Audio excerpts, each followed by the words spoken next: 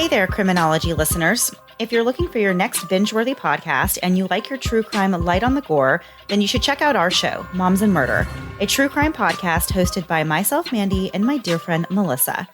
Some of our recent episodes include one about the craziest hotel bombing you've never heard of, the crimes of Lou Pearlman, and even the murder of Selena. Each week, we give our take on a new true crime story, balancing our delivery of facts and levity while still giving the stories the respect they deserve and making you feel like you're part of our conversation. Moms and Murder covers both the lesser known and the more familiar stories, and there are over 100 episodes to binge, so get started now. Search Moms and Murder on your favorite podcast app and subscribe so you never miss a new episode.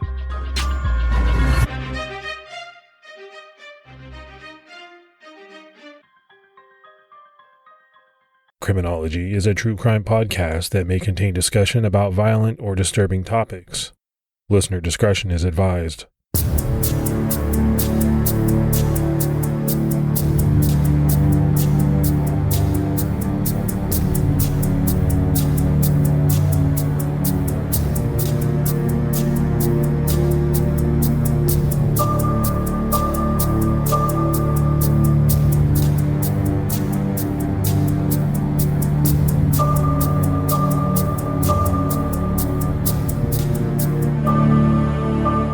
Hello, everyone, and welcome to episode 122 of the Criminology Podcast. I'm Mike Ferguson.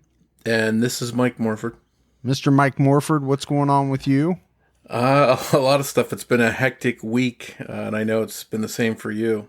Yeah, it's actually been a pretty hectic couple of weeks for me. My daughter was diagnosed with a blood clot in her lungs, and unfortunately, that's why we weren't able to put out an episode a couple of weeks ago. And she went into the hospital for a couple of days. They thought they had it taken care of. And then we really got home, and that night we're back in the hospital for 4 more days. So it's been pretty hectic, but her last CT scan was really good. It showed no blood clots. So right now, we're very thankful. Well, that's great news. A lot of people were on social media saying, please tell Mike's family that we're thinking about him. So yeah, you definitely had a lot of support. I had a emergency of a different kind. My dog Pickles, our beloved 5-year-old dog, had to have spleen surgery, and they thought it was a tumor, and they said it's a 70% chance that the tumor would be cancerous. And we had the surgery done, and against all odds, she's one of the 30% that it wasn't cancer. So we had some good news on that front, and Pickles is doing well. So I'm happy about that. So we both had good news then. Yeah, we'll take it where we can get it, huh? Yeah, no doubt. Because 2020's been it's been a heck of a year. I think everybody would agree with that. But I do want to thank everyone, Morf, kind of going back to what you said, everybody that sent messages of support. You know, I was so busy. I've been so busy trying to catch up that I really haven't been able to get on social media. And I think everybody understands. They know why. But I do want to take a chance to thank everyone. Yeah, and then when something like that happens, family comes first. I think everyone understands that if you're away, it's because you're dealing with all of that. Yep, absolutely. We had some great new Patreon support. So let's give some shout outs. We had Kat Doc, Terry Zidell, Chelsea Hopkins, Jacqueline Smith, Annie Cobb, Care, Anne-Marie Fisherback, Felicity Jones, and Libby Pryor. So that's a lot of great new support. We appreciate it. Yeah, thank you for all that support. I recognize a couple of those names from social media support as well. So thank you very much. If anyone out there wants to help support the show on Patreon, they can go to patreon.com/criminology. All right, buddy, let's jump right into this case. The brutal 1977 murders of 3 Girl Scouts at a summer camp in Oklahoma not only rocked the community where they happened, it rocked the entire state of Oklahoma, and it also made national headlines, leading to increased security at camps across the country. A suspect was named fairly quickly, and a massive search began for the alleged killer. Once caught, many locals doubted this man's guilt, and so did a jury when they found him not guilty in March 1979. DNA testing done in 1989 was an attempt to prove this man's guilt. but those results were inconclusive. Authorities are now hoping modern DNA technology will solve this case once and for all. But until that day comes, the murders of these 3 little girls officially remain unsolved. Located about 2 miles south of Locust Grove, Oklahoma, and roughly a 90-minute drive from Tulsa, Camp Scott opened as a Girl Scouts camp in 1928 and was donated by the Scott family. It sat on 410 acres of thickly wooded land. The Magic Empire Council of Girl Scouts, headquartered in Tulsa, operated Camp Scott for 2-week sessions each summer. This was a prime location, one that would give scouts an authentic camping getaway. The units at the camp consisted of several campers' tents and a counselor's tent. Each unit was named after a Native American tribe. Each tent was 12 by 14 feet and sat on wooden platforms that held 4 cots for sleeping. Canvas sides could be rolled up to allow for a cool breeze to blow in on hot nights. In June 1977, 3 little girls were excited to attend the first 2-week session at Camp Scott. They each had earned the trip by selling a certain number of Girl Scout cookies. One of the girls had been there before, but it was the first time for the other 2. More than 130 Girl Scouts and Brownies were attending that session. 8-year-old Lori Lee Farmer was the youngest of the 3 girls. And in fact, she was the youngest Girl Scout to attend Camp Scott that June. Born on June 18th, 1968, to Dr. Charles and Sherry Farmer, Lori was the oldest of 5 children. And according to people that knew her, she was mature for her age. Now, Lori had been on the fence about whether or not to go to camp, but eventually her mom, Sherry, decided it would be best for Lori to experience the camp. So she made the decision to send her.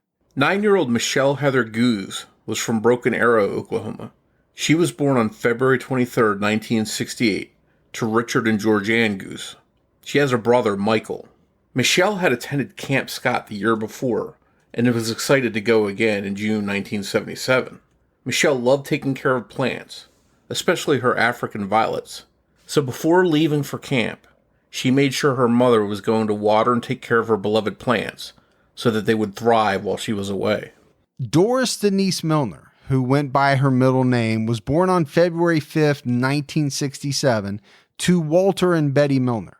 Denise was an exceptionally brilliant young girl who achieved straight A's in school. In fact, she was very goal-oriented for a child her age. She had been accepted into the Carver Middle School in Tulsa.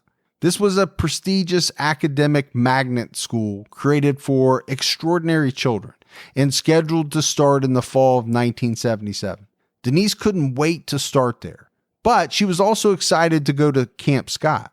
As camp got closer, though, Denise became anxious over leaving her mom and her 5-year-old sister at home, and she decided not to go.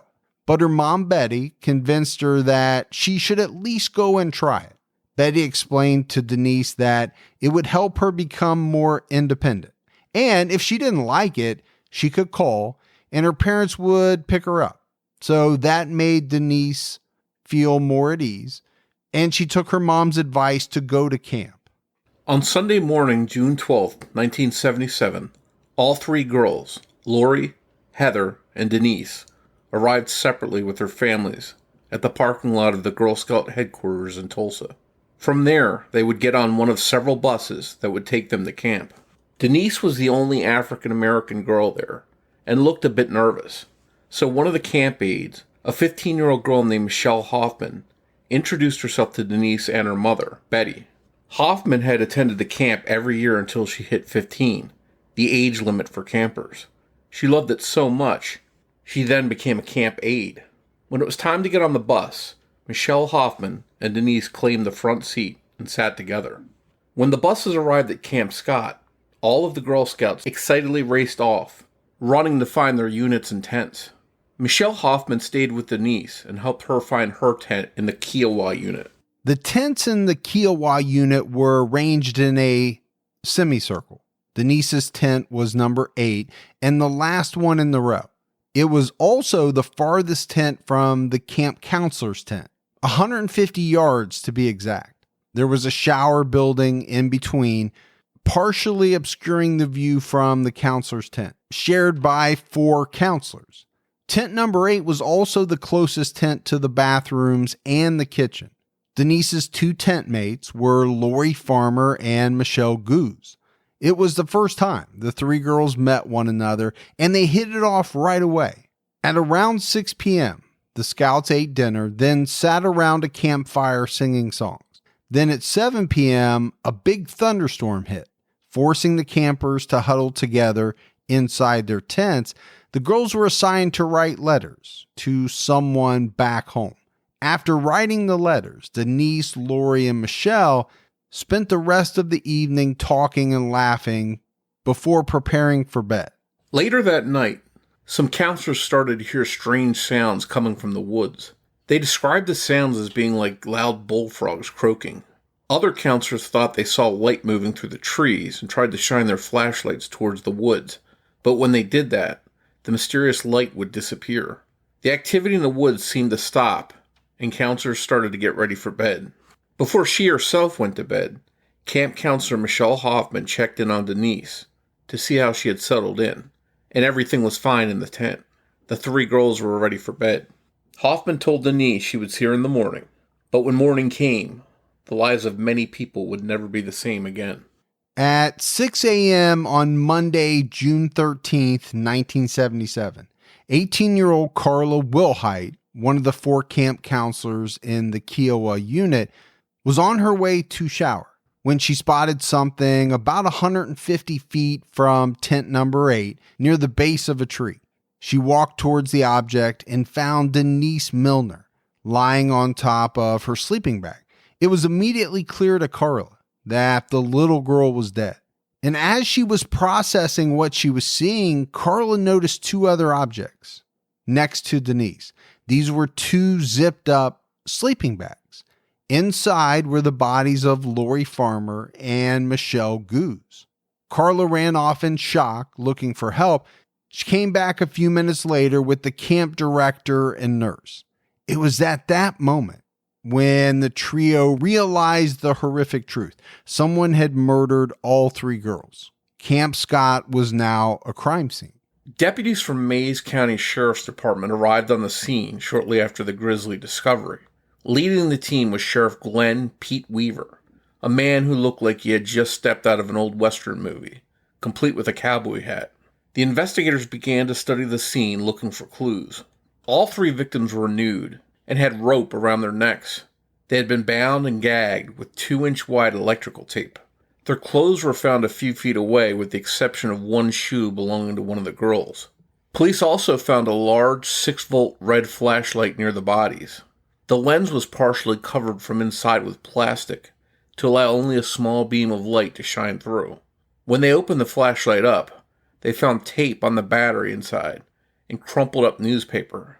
The tape inside matched the tape that was used to gag the victims. Police were able to lift a fingerprint off the flashlight. It appeared as though Lori and Michelle were killed inside their tent. Blood had soaked through their cots and onto the floor below, forming large pools on the platform tent's left side.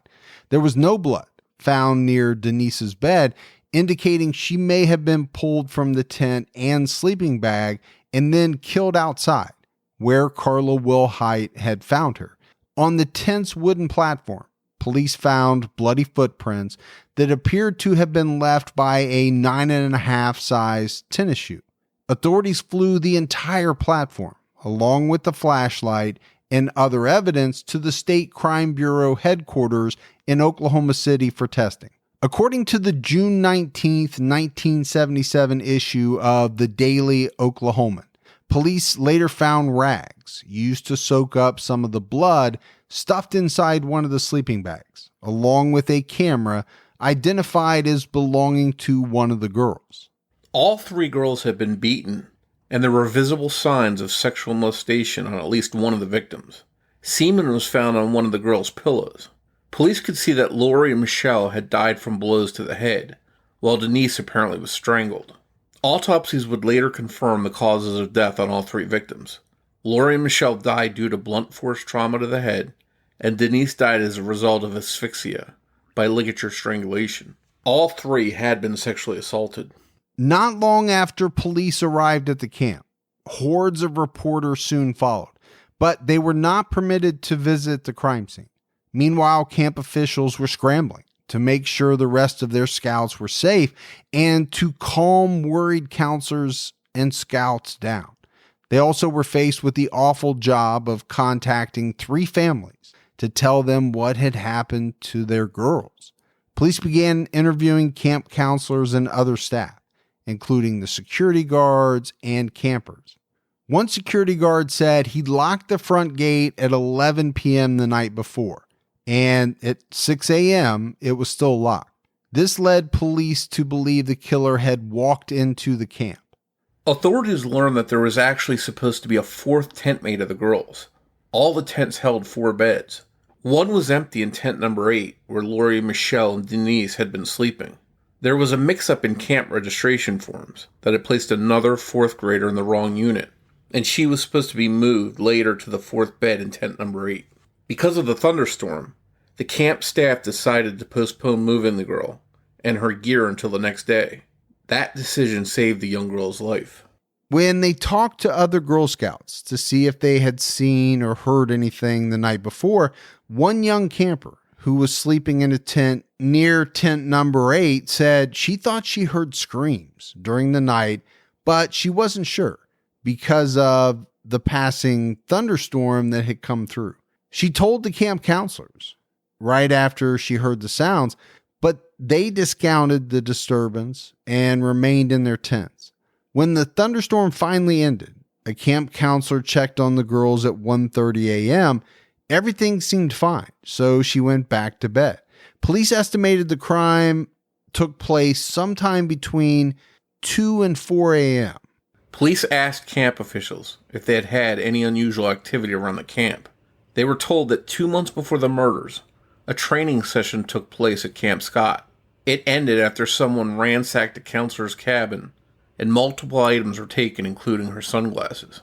Another Camp Scott worker found an empty donut box containing a handwritten note that read, "We are on a mission to kill 3 girls in Tent 1. Someone also created an image of a figure hanging from a tree by its neck. Camp staff dismissed all of this as a prank because the letter mentioned Martians, so the police weren't contacted. Police felt that whoever brutally murdered these girls had to be familiar with Camp Scott and the surrounding area, which to them meant the killer was most likely a local. A team of 3 Rottweilers was flown to Oklahoma to help in the search for the killer. These dogs had previously tracked down a murder suspect 8 months after the crime was committed. Authorities also brought in bloodhounds and German shepherds as well. Search dogs led officers to a pond where they found a burned out campfire on the banks. Investigators also found items such as flour and tobacco in caves along the rugged Cookson Hills. That might have been a link to where the killer or killers had been hiding out. 30 local and state law enforcement officers took part in the investigation. Authorities contacted the Department of Corrections, the Mental Health Department, and the State Pardon and Parole Office to see if any child molesters had been released around the time of the murders, but that led nowhere. About a week after the murders, authorities announced there had been 2 burglaries in the area that they linked to the murders. One occurred in a counselor's tent at Camp Scott, only 80 yards from where the bodies were found. The second burglary took place at a farm located near Camp Scott. It was owned by a man named Jack Schroff, who was a building contractor. A small quantity of beer had been stolen, but investigators declined to say if anything else was taken. The burglar had apparently left rope and tape in Schroff's home that matched the tape found on the 3 dead Girl Scouts. They questioned Schroff to make sure he wasn't actually responsible for the murders, and after he took and passed a polygraph test, OSBI agents ruled him out as a suspect in the case. On June 23rd, 10 days after the murders, The police announced they had found 2 photos in a cave that provided them with a substantial lead in the murder investigation and possibly to the killer's identity. The pictures were found in a cave near Camp Scott. They had been taken at a wedding in the Granite Magnum area in 1968. Authorities were quickly able to identify all 3 women in the photo. That night, a news conference was held, and the sheriff named a suspect in the killings, 33-year-old Gene Leroy Hart, a fugitive who had been on the run since 1973 when he busted out of the Mays County Jail in Pryor, Oklahoma. Hart had been charged with the rape of a Tulsa woman and had sentences totaling more than 100 years for the rape, 2 counts of kidnapping, and 4 counts of first-degree burglary.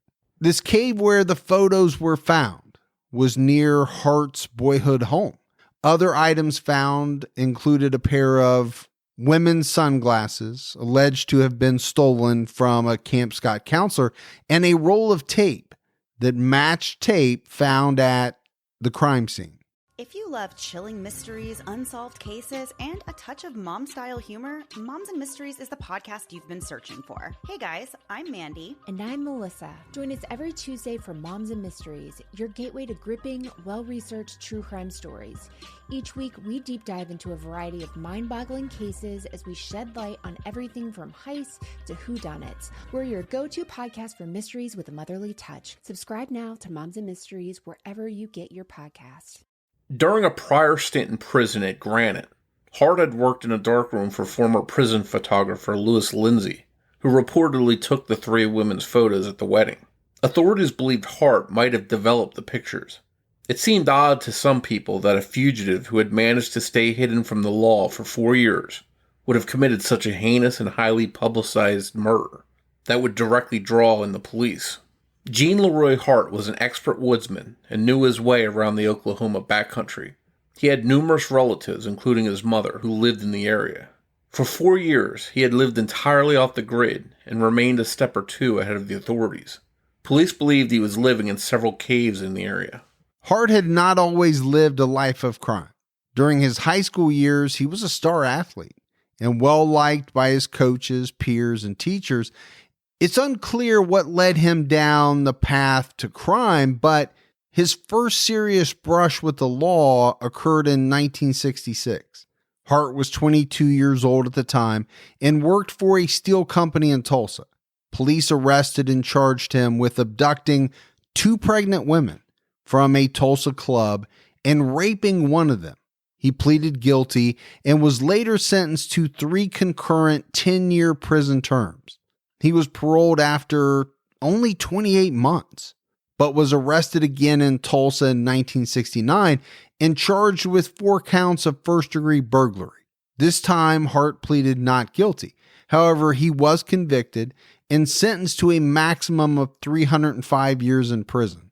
After announcing Hart as the main suspect in the murders, Mays County District Attorney Sid Wise said he was preparing to file a first-degree murder warrant against Hart. The order would charge Hart with first-degree murder in the death of Lori Lee Farmer. The other 2 for the deaths of Denise Milner and Michelle Guse would follow at a later date. The most massive search in the state of Oklahoma was about to begin. Gene Leroy Hart's face and description were plastered in newspapers all over Oklahoma. But finding Gene Leroy Hart was not going to be an easy task for the search team. The search involved 400 volunteers, 200 law enforcement officials, dog teams, and aircraft. The search area covered miles and miles of the tick and snake infested hill country. During the search, temperatures soared into the 90s, and one of the Rottweilers died from heat stroke. Thunderstorms in the area made searching even more challenging. One of the bloodhounds ran off from its handler, and a few minutes later came back yelping in pain. An unknown assailant had beaten the dog. Luckily, the dog made it back to its handler and survived. Police believed Hart had been hiding out in the woods when the dog came upon him, and he attacked it. In early July, one of 3 camp security guards stationed at Camp Scott told authorities he had spotted a man in a white t-shirt in faded blue jeans near the camp's entrance at 1 a.m. This was on Tuesday, July 5th. The guard said he saw the man briefly when he shined his flashlight while investigating a noise. The mysterious man ran back into the woods after being seen. The next morning at 6 a.m., searchers and tracking dogs trailed the man for a couple of miles until the dogs lost the man's scent near a dried-up creek bed.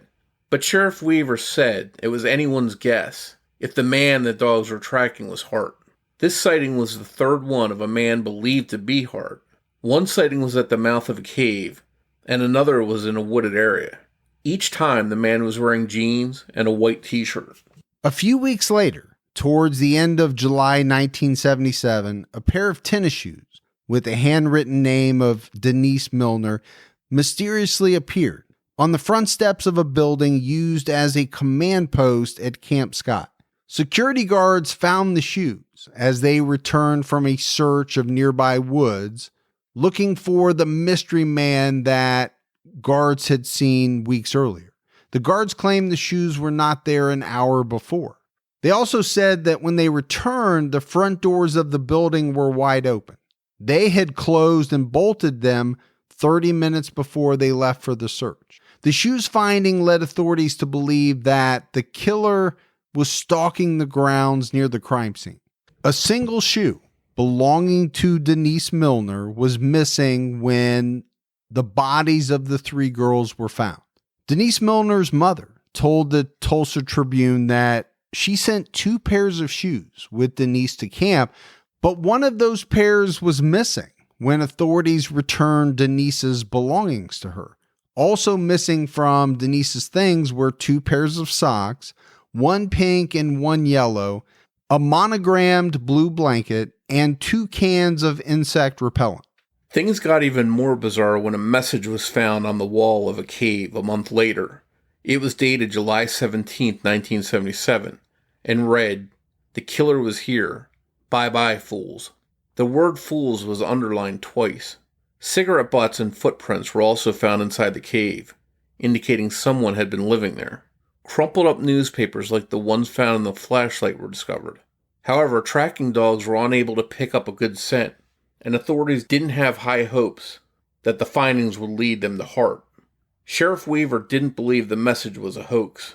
In the August 3rd, 1977 issue of the Tulsa World, the newspaper printed an open letter to Hart, urging him to surrender.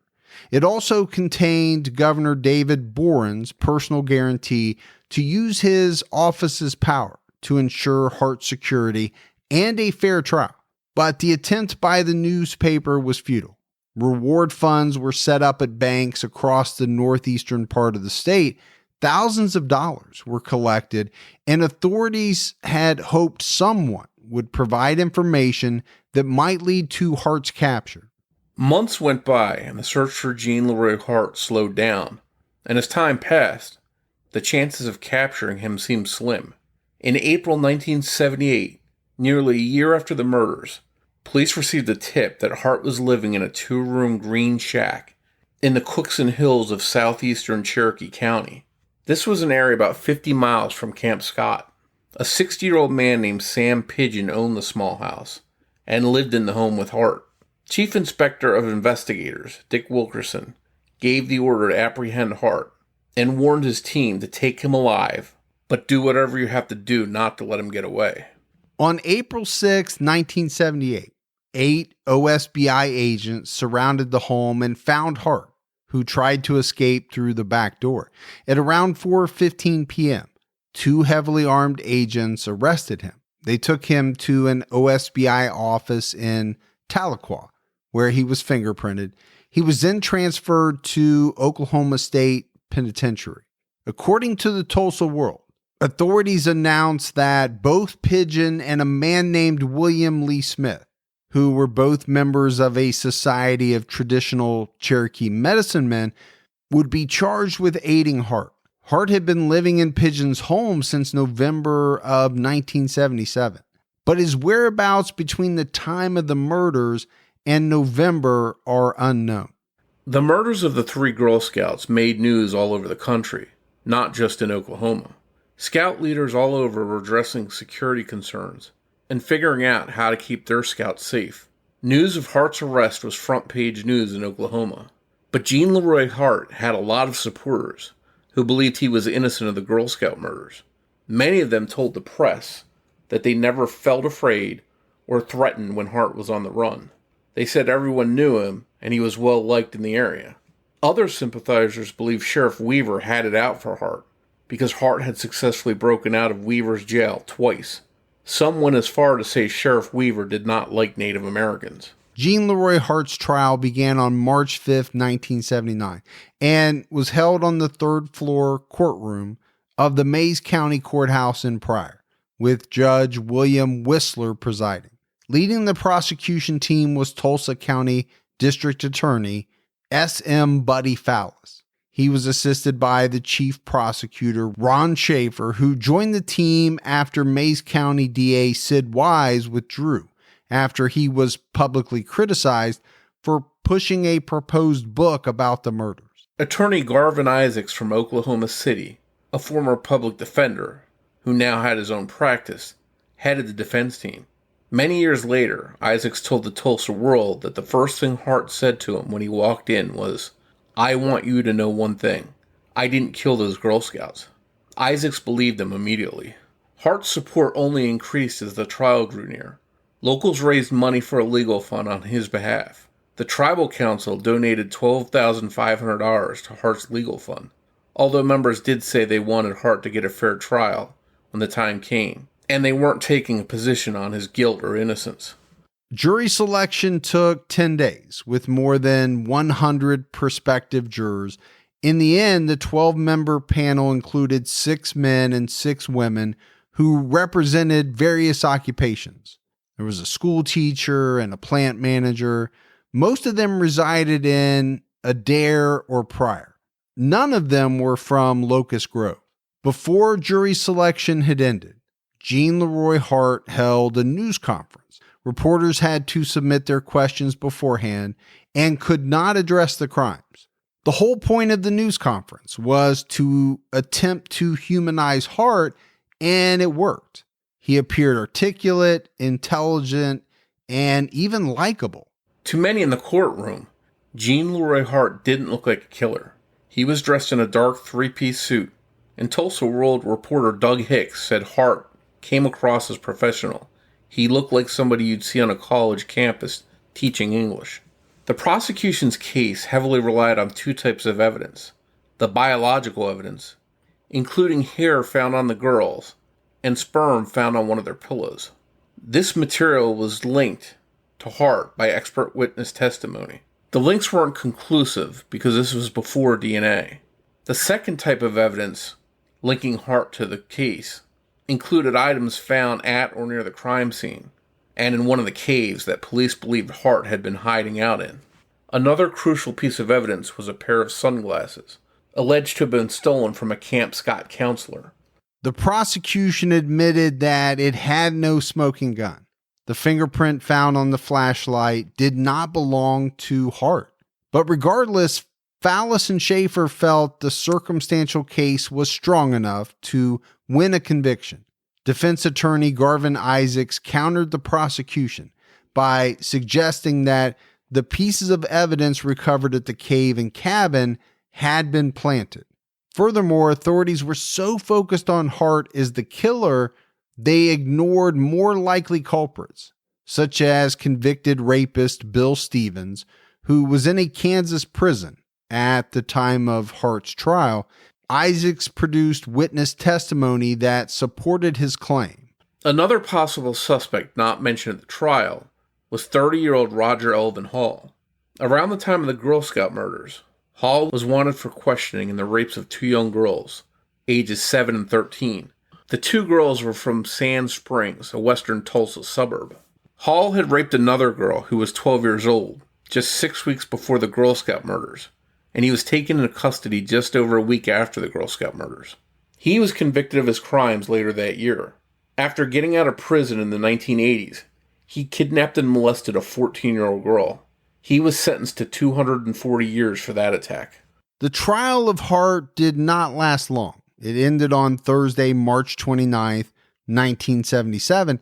The jurors deliberated for about 6 hours before calling it a day, and then the very next morning, they reached a verdict within about an hour. They found Gene Leroy Hart not guilty on all 3 counts of first-degree murder. The parents of the victims were devastated, but cheers broke out in the courtroom for Hart. The jury later said they felt that there just was not enough evidence against Hart for a conviction. But while Hart was set free over the Girl Scout murders, he was later sentenced to 305 years for the 1966 rape and burglary convictions. The prosecution team still believed they had the right man and said they would not pursue other suspects in the Girl Scout murders. 2 months after the trial ended, Gene Leroy Hart passed away. He collapsed after exercising in a prison yard and was pronounced dead shortly after. The cause of death was a heart attack, but his lawyer, Garvin Isaacs, was a little skeptical. However, the medical examiner told him that Hart had a severe blockage and had a family history of heart problems.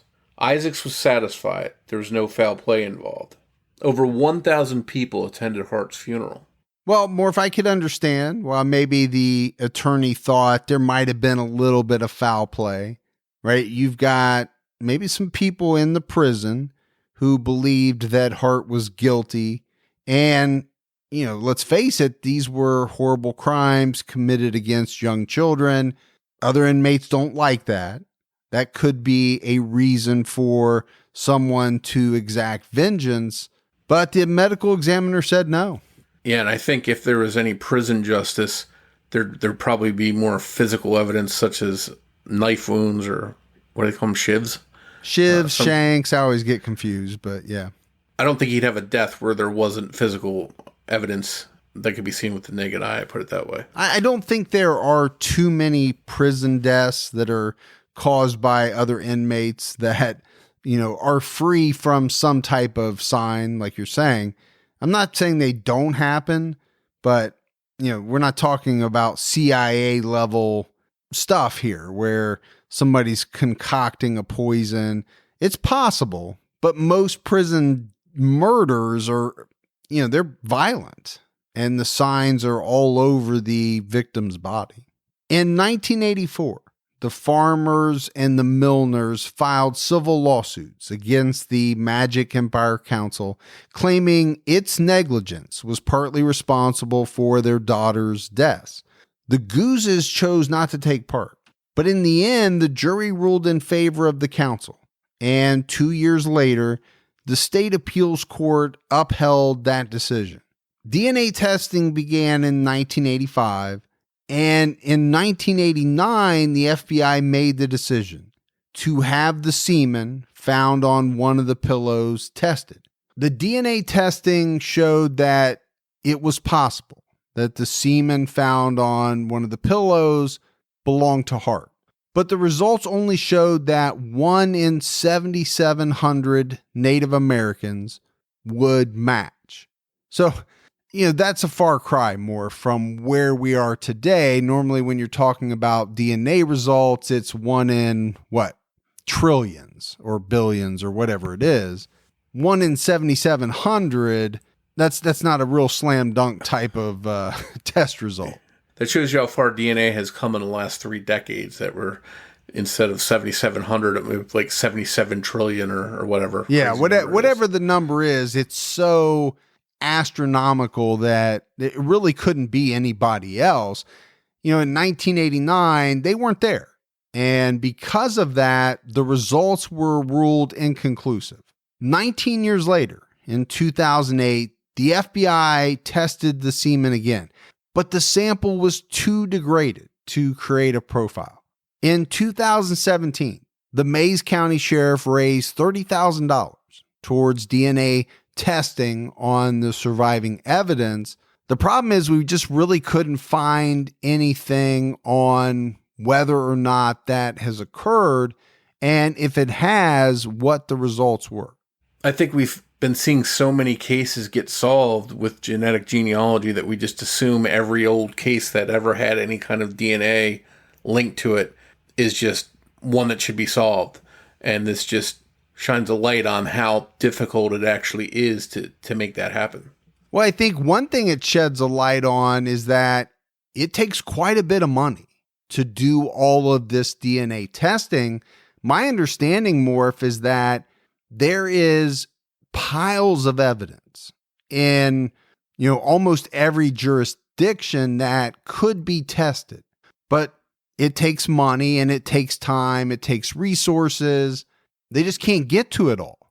Now, one day they will, but I truly believe there's evidence sitting out all over the place that, if properly tested, could potentially solve a crime. It just hasn't been tested yet. Camp Scott closed down immediately after the murders and was sold to a local family. This meant there was no longer a camp for Girl Scouts in the area. So in 1984, Camp Tall Chief was established in Osage County. Tall Chief erected cabins instead of tents for the Scouts to sleep in, and increased its security measures. In 1980, Michelle Guse's father, Richard, helped push the passage of the Crime Victim Witness Bill of Rights, a group of laws adopted by the state legislature. Soon after, he was appointed by the Oklahoma governor to the Crime Victims Compensation Board. Lori Farmer's mother, Sherry, founded the Oklahoma chapter of the support groups Parents of Murdered Children. For years after her daughter's brutal and senseless murder, Betty Milner couldn't bring herself to visit her daughter's grave. She visited the grave for the first time in 2017, and she later said it was the first and last time she would visit. The memory of these three beautiful girls, forever young in the hearts of Oklahomans, will never be forgotten. And all these years later, the mystery of who killed them remains. So no doubt, Morph, this is a brutal case that many people remember and probably will never forget. And it's not just the people of Oklahoma. These murders reverberated, throughout the country. And you made mention that Camp Scott was closed after the murders. And that, to me, was pretty obvious. Sold to a local family. What else could they have done? Who in the world was going to send their daughters to this Girl Scout camp after three, young girls were murdered? I know I wouldn't have. Yeah, your heart has to break for these families to send their daughters off to have a fun couple weeks away at this camp and to have something tragic like this happen, especially because a couple of the girls didn't really want to go and their moms talked them into it. And I imagine that has to have weighed on them all these years, even though it wasn't their fault. And hopefully they don't carry guilt from that.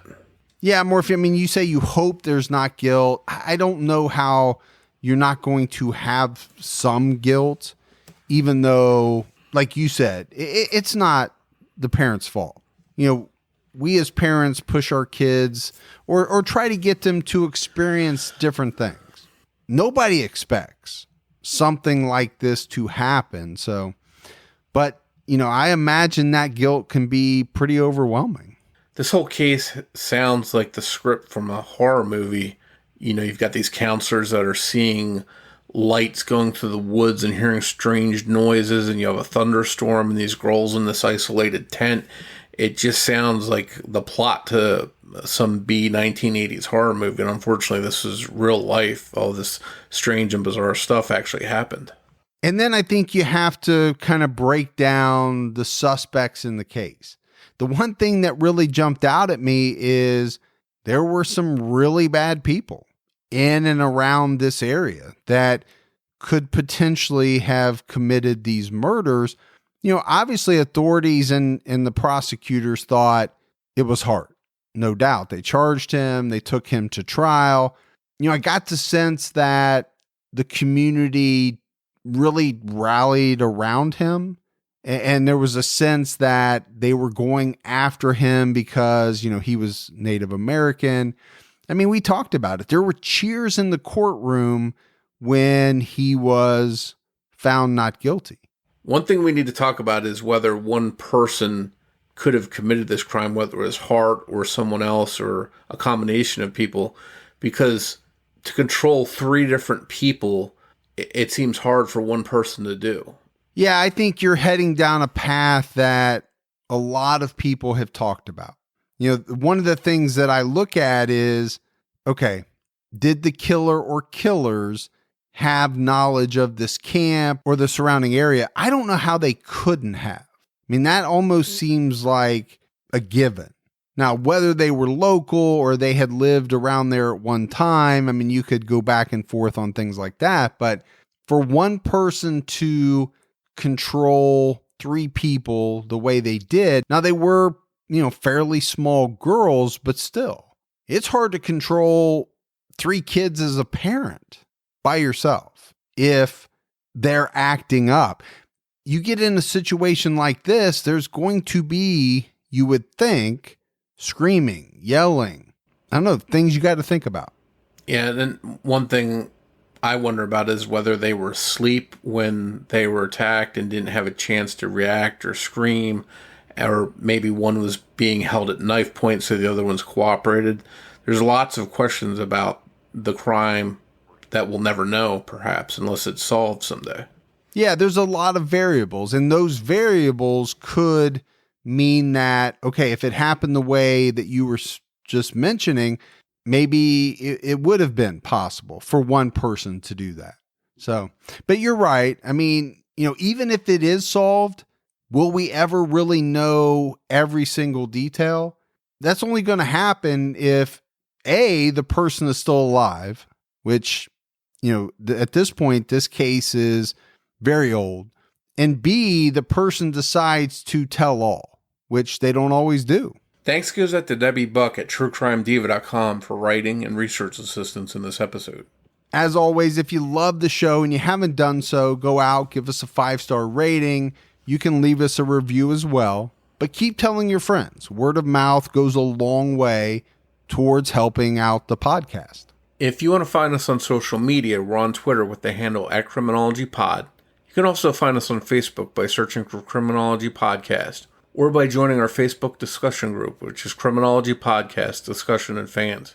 That's it for another episode of Criminology, but Morf and I will be back with all of you next Saturday night for a brand new episode.